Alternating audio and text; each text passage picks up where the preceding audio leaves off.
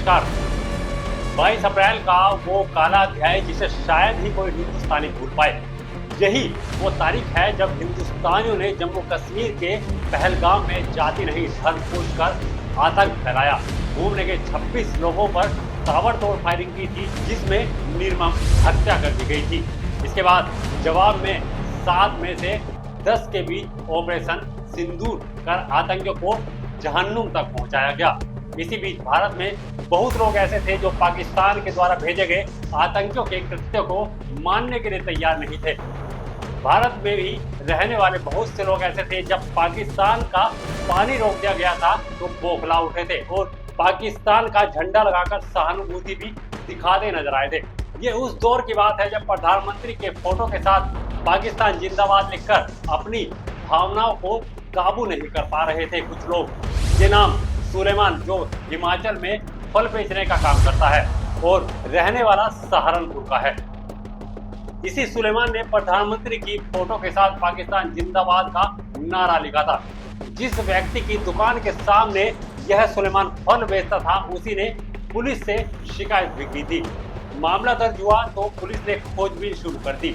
8 जून के दिन इसी सुलेमान ने पुलिस के सामने अपनी पेशी दर्ज कराई, यानी कि अपने आप को सरेंडर कर दिया। पुलिस ने सुलेमान को गिरफ्तार कर जेल भेज दिया। जब निचली अदालत में अपनी जमानत की अर्जी सुलेमान ने लगाई तो खारिज हो गई। मामला हिमाचल में हाई कोर्ट पहुंच गया। हाई कोर्ट ने सुलेमान को सशर्त जमानत दे दी। हिमाचल प्रदेश में हाई कोर्ट ने 19 अगस्त को जमानत देते हुए कहा कि जब तक भारत की निंदा या सरकार के खिलाफ नफरत फैलाने का स्पष्ट सबूत सामने नहीं आ जाता, तब तक पाकिस्तान जिंदाबाद जैसे नारे को भारतीय संहिता राजद्रोह नहीं माना जा सकता। अभियुक्त के खिलाफ कोई ठोस सबूत सामने नहीं आया, इसलिए जो ये साबित कर सके कि उसकी पोस्ट में सशस्त्र विरोध, अलगाववाद या विध्वंस गतिविधियों का बढ़ावा दिया गया है और सुलेमान का मोबाइल जब्त हो चुका है, इसलिए उसे हिरासत में रखने का कोई औचित्य नहीं बनता। अब यहाँ तक तो ठीक था। कोर्ट के निर्णय के बाद ये सवाल उठता है कि भारत में पाकिस्तान जिंदाबाद का नारा लगाना, वो भी उस वक्त जब भारत और पाकिस्तान के बीच तनाव बना रहा और हाल ही में आतंकी घटनाओं और देश की निष्ठा, ईमानदारी और देशभक्ति पर सवाल या निशान नहीं खड़े करता। कोर्ट का तर्क कानूनी रूप से सही हो सकता है, लेकिन जिस धारा में इस बात का जिक्र किया गया है, बीएनएस की धारा 152, यह धारा भारत के संप्रभुता, एकता, अखंडता को खतरे में डालने वाले कृत्यों को दंडित करती है। लेकिन इसके लिए कोर्ट को स्पष्ट सबूत चाहिए। कोर्ट ने माना कि उसने भारत पर कोई विवादित टिप्पणी नहीं की, इसलिए उसे राजद्रोह की श्रेणी में नहीं रखा जा सकता। लेकिन अब सवाल ये उठता है कि क्या कानून को सिर्फ अक्षरों तक सीमित रखा जा सकता है? कानून और तकनीक के आधार पर सही हो सकता है, लेकिन यह नारा भारत की सामाजिक और राष्ट्रीय भावना को पूरी तरह से जायज नहीं ठहराता है। क्या पाकिस्तान जिंदाबाद जैसे नारे, खासकर भारत के प्रधानमंत्री एआई जनरेट तस्वीर के साथ, आम नागरिक के बीच में आक्रोश और विश्वास पैदा करने वाला कृत्य नहीं है? भारत और पाकिस्तान के बीच तनाव, युद्ध और आतंकी हमले ऑपरेशन सिंदूर को अगर आपस में जोड़ दिया जाए तो भारत और पाकिस्तान के बीच अब तक करीब 5 बार जंग हो चुकी है और ऑपरेशन सिंदूर जैसे सरकार द्वारा उठाए गए बड़े कदमों के बीच ऐसे नारे देश की एकता और अखंडता, नागरिकों की भावनाओं को ठेस पहुंचाते हैं। क्या भारत में रहने वाले हिंदू हो या फिर मुसलमान, उसे पाकिस्तान जिंदाबाद कहने की जरूरत है? क्या ये एक गंभीर मसला नहीं है? सुलेमान जब कोर्ट में पेश हो रहा था तो वह भावनात्मक दुहाई दे रहा था। वैसे तो सुलेमान अनपढ़ है, अपनी रोजी रोटी की उसे भरपूर चिंता रहती है, लेकिन जब भारत पाकिस्तान की बात आती है तो वह पाकिस्तान जिंदाबाद का नारा भी लगा देता है और पूरी तरह से देश के कानून पर निर्भर हो जाता है। सुलेमान ने कोर्ट में दावा कि वह अनपढ़ है और उसका बेटा फेसबुक अकाउंट चलाता है। उसके बेटे ने ही वो पोस्ट डाली है और जिसने शिकायत की है वह उसे व्यक्तिगत विवाद रखता है और शिकायतकर्ता के पास उसके मोबाइल तक की पहुंच है।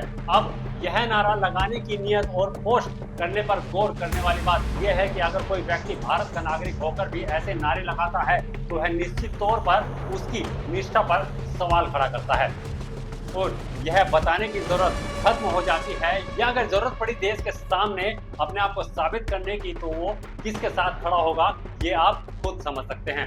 भारत में रहकर पाकिस्तान जिंदाबाद के नारा लगाना और देश विरोधी नारे लगाना ये भारत विरोधी ताकतों को और ज्यादा बढ़ावा दे सकता है, जो भारत की एकता और अखंडता दोनों को नुकसान पहुंचा सकता है। चाणक्य भी कहते हैं कि व्यक्ति की वाणी उसके वन की भावना को दर्शाती है, लेकिन अगर कोई भारत में रहकर पाकिस्तान जिंदाबाद के नारे लगाता है तो यह संदेह पैदा करता है कि वह किस पाले में जाकर गिरेगा। खासकर पहलगाम जैसे आतंकी हमले के बाद यहाँ 26 लोगों को गोलियों से भून दिया गया था। यहाँ पर सिर्फ धर्म पूछकर मारा गया था। सवाल उठता है कि गणतंत्र दिवस हो या फिर स्वतंत्रता दिवस हो, भीड़ में कोई अगर पाकिस्तान जिंदाबाद के नारे लगाता है तो सामने खड़ी सेना का जवान उसका क्या हश्र करेगा।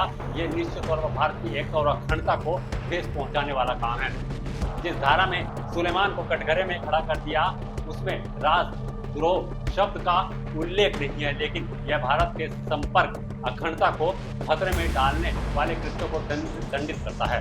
धारा 152 की अस्पष्ट को दूर करने के लिए सरकार को राजद्रोह की भाषा को और स्पष्ट करना चाहिए। पाकिस्तान जिंदाबाद को संदर्भ के साथ देखा जाना चाहिए, न केवल तकनीकी आधार पर। सामाजिक जागरूकता की जरूरत है। समाज में राष्ट्रवाद और एकता की भावना को मजबूत करने के लिए शिक्षा और जागरूकता अभियान चलाना बहुत जरूरी है, ताकि लोग अपनी अभिव्यक्ति के प्रभाव को समझ सकें और उनका गलत प्रयोग ना कर सकें। न्यायपालिका को कानून के साथ साथ राष्ट्रीय हित और नागरिकों की भावनाओं को भी ध्यान में रखना चाहिए। ये फैसला तकनीकी रूप से सही हो सकता है, लेकिन इसका सामाजिक संदेश गलत ही माना जाएगा। कोर्ट का यह फैसला निश्चित तौर पर बहस का विषय है।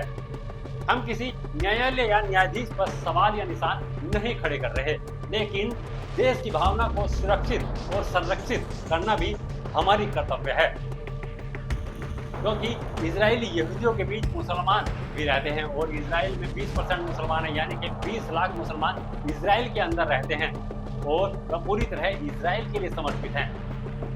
दिल और दिमाग से पूरी तरह वह सेना का भी साथ देते हैं और हमास का समर्थन कतई नहीं करते। आप लोगों का इस विषय पर क्या सोचना है? क्या इस कानून में बदलाव होना चाहिए या इसी तरह पाकिस्तान के जिंदाबाद के नारे लगाकर या सोशल मीडिया पर इस तरह की पोस्ट डालकर पाकिस्तान का हौसला अफजाई चलता रहेगा? इस खबर पर आपकी क्या राय है, हमें कमेंट कर जरूर बताएं। और बने न्यूज़ पॉइंट टुडे के साथ हम लाते रहेंगे सच आपके सामने, सच की ताकत के साथ हर वक्त आपके साथ। न्यूज़ पॉइंट टुडे नमस्कार।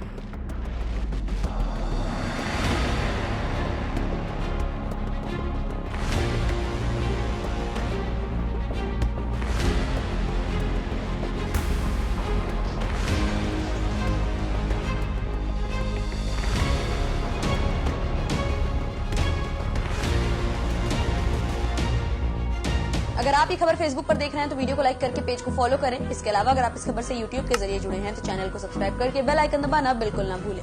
नमस्कार।